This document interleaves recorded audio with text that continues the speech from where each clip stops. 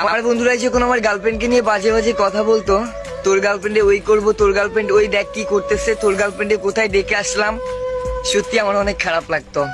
আর সেই রাগ চাপা রেখে আমি গার্লফ্রেন্ডে যে বলতাম, তুমি কেন হিজাব করে কলেজ আসো না, তুমি কেন মাস্ক পরে কলেজ আসো না, বুরকা কেন পড়ো না, দেখলে গাড়ি তুলতে বাসার সামনে চলে যাবা, হাঁটতে হাঁটতে কেন বাসায় যাচ্ছ, কলেজে কেন এমন ভাবে আসতেছো, ছেলে ফ্রেন্ডের সাথে কেন কথা বলতেছো, আমার কথা কি তোমার শুনতে একটু ইচ্ছা করে না? আরে বন্ধুরা যখন বলে দোষ সেই মাল পড়াইছি, ওইটা তোর একার না, আমাদের সবার, আমরা সবাই দেখে শুনে রাখতেছি। সত্যি বলতে সে যদি বন্ধু না হতো না, মাটির তলে গিয়ে ফেলে দিতাম।